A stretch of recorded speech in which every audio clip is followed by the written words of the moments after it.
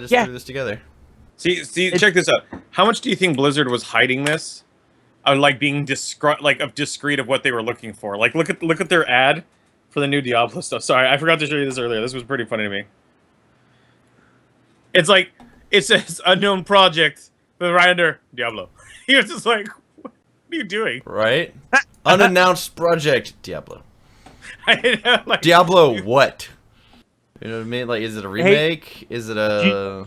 There was a talk in the community about a Diablo world-esque type game. Well, it says here, Blizzard Entertainment is seeking a game director with outstanding communication skills, proven experience. Yeah, crap. A stellar track record of shipping AAA games to lead the Diablo series into the future. Diablo 4, Diablo 1 remake. What are you thinking here? World of Diablo. World of Diablo, gotta be. I'm not gonna lie. I would, if it was subscription based and it looked decent. I think I played Diablo enough. I would probably be down. Okay, but let's say they go back on. Let's say they fill the position today. Play. Let's say they fulfill the position today. Somebody applies online. They get somebody. How long until you think this is going to be in the works? And we're over 10 years. About it? Yeah, Blizzard. I'm gonna add 1 year to whatever you say. I know. That's the way I feel. It took them 10 years to make Diablo 3 because of all the testers griping and complaining about environmental crap or color or this monster doesn't behave like it did in Diablo 1 compared to Diablo 2 and it doesn't slightly look like it should be this way in Diablo 3. Like, they catered to the community in D3 so much, and it's not the same game now as it was when it first released. True. I can tell you that. Because D3 was their experiment. They were like, should we do market?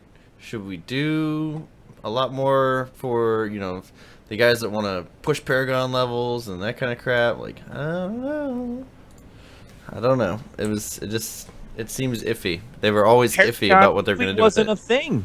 Yeah, it wasn't. We got to 70, that was it. Like, I believe it was 60 was your level cap. Mm-hmm. Yeah. And it was so impossibly hard to reach 60. You couldn't do it in one day. It took you like a week, maybe more if you were playing solo. And with friends, it was questionable in 2 days. Like, you might make it in 2 days. Yeah, but now it's like 20 minutes you can get to level 70. If that. They made it so easy for speedrun now, and it kind of takes away the point. The thing about it was, I'm thinking all the big people that were streaming Diablo were like, oh yeah, I'm Paragon 1000 a week later, and everybody was watching that. So Diablo was just like, let's just make it easier for the people that want to push real fast. So, like, last season, it was very hard for you to get to break like 1,000. 800. Like, 800, you were like, okay, I've spent weeks in this game now. You know, same character, grinding dungeon. Right? And then, you know, this season we played for about 2 weeks and I was Paragon 900. I don't know. It was just easy. And I kept going. It didn't feel as rewarding, you know? Because you knew there was going to be no end to it. Like, you know that from the beginning, but it doesn't seem rewarding. It was like, once you reach a certain amount, it was just like, there was no stagger point where it's like, now you can do this for sure. Like, now you have to be this Paragon to get to this, you know, rank. Nope. Because you know there's always going to be people that are going to be, you know, 400 or 500 Paragon ahead of you because they know life. So you're just like, meh. Not only that, but you also have people who are in their set roles. Like, all right, I'm playing the damage dealer this season regardless. This is my class, and you guys are all playing either supports or tanks, what have you, crowd control. And, you know, that's just how it is. And you can see that now with a lot of you know, the big Diablo players, Al Kaiser being up there, you know, he usually is always playing the damage dealer, regardless of what the build is for the season. And he has a set run of of teammates that, hey, this guy dropped out in the squad. We got someone else to replace him. He knows his role, and that's what he's fitting into. And that's how that works. And right, except as a solo player, it's metas impossible. Were like, there's only one. There's one meta. You know what I mean? It was like, you play Twister Wizard with 3 supports. Meta. Like, Yeah. Okay. And now it's Archon with 3 supports. Yeah. So I don't know. They've as much as they try and tailor it to the community, they lose balancing. They Yeah. lose it. It's gone. And that's why they have the play your way stuff going, because it's their way of like, well, you don't have to play the best way. You can play around and check out the different armors and different build sets and try this stuff. And last season was the only first implementation of, hey, you don't have to have a set to reach the top rank. You can actually use non-set items for their abilities and push.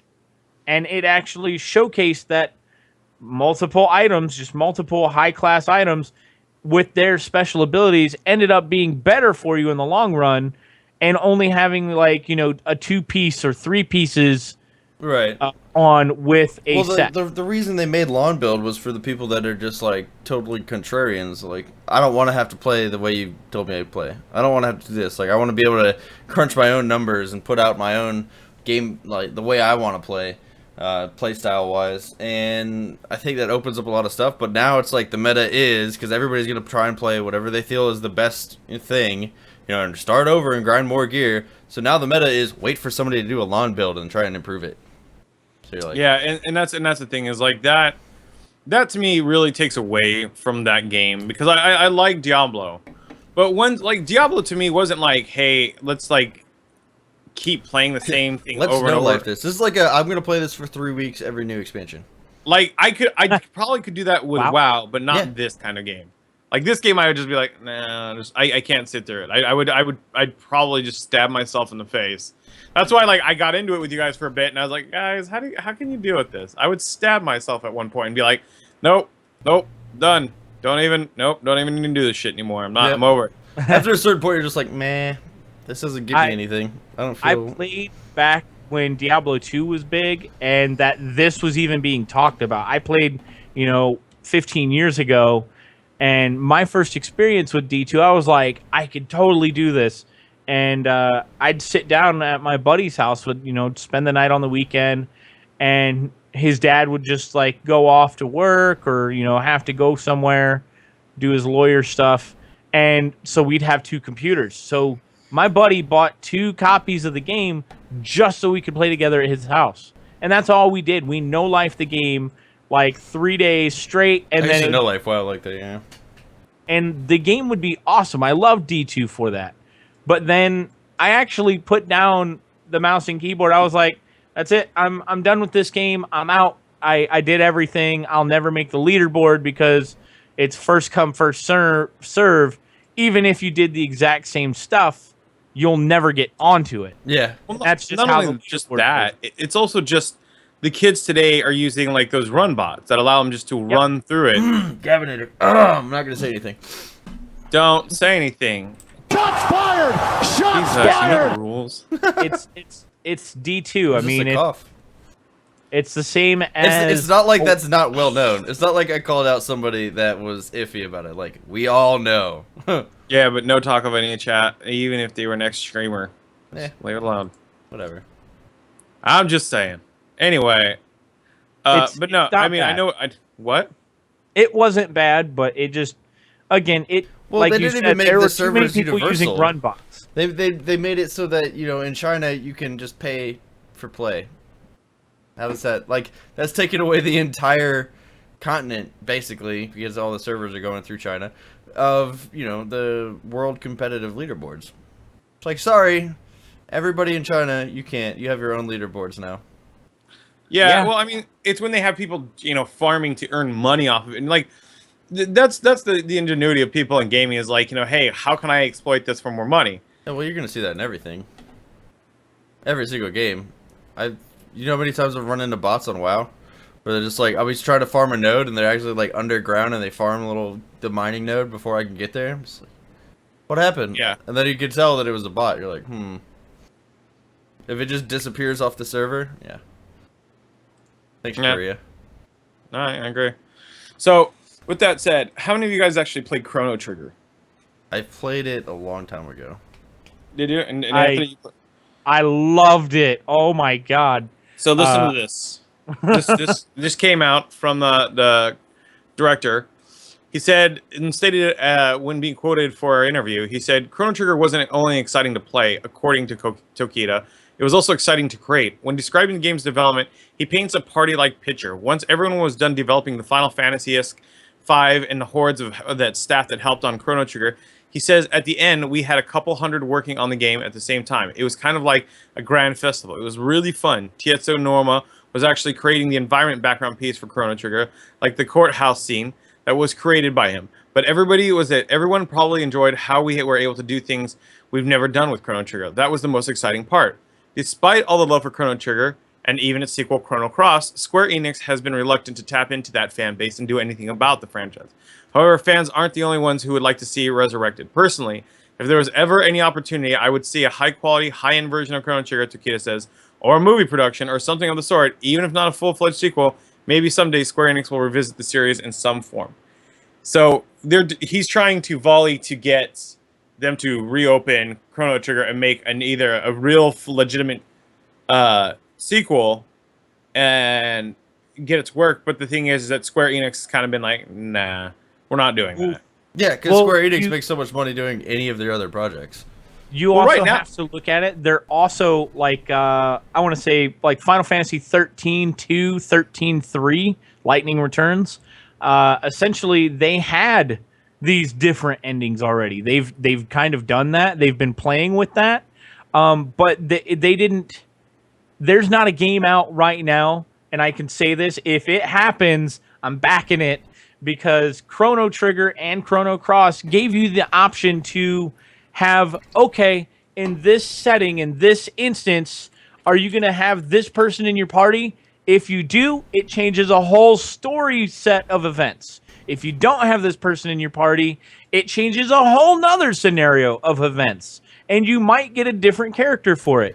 In the sequel, Chrono Cross, you had two different worlds where the main character drowned to death and that was it. And then the other world where he survived drowning and that's who you were playing as.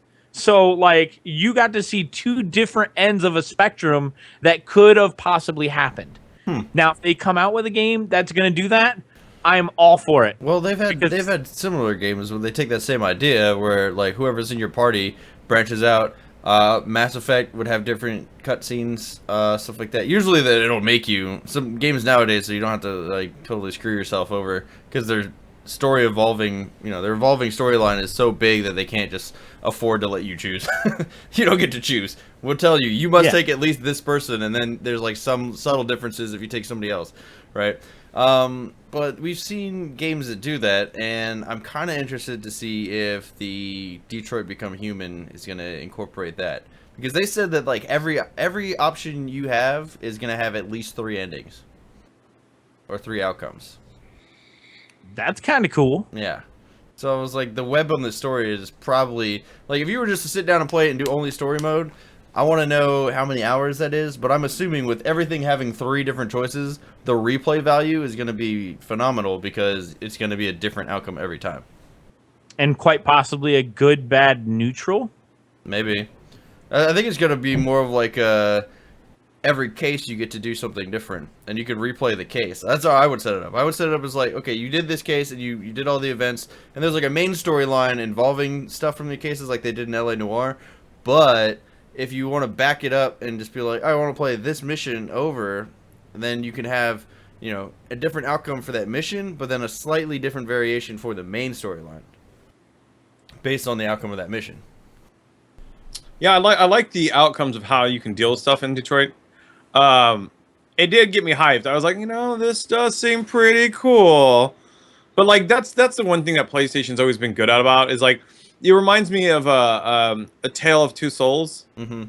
And I was kind of like, it seems like something interesting, but I don't know how much I want to invest my time to believe that this will be something. Well, the first time you saw stuff like that was like Fable and KOTOR. You Yeah. know what I mean, like the first time when it was like big, where it was promoted to be that way. A pick your own adventure RPG. Pretty much, or pick your own outcome RPG. With KOTOR, it was like choose your side, Sith, Jedi, and then with Fable it was like choose your side, and every single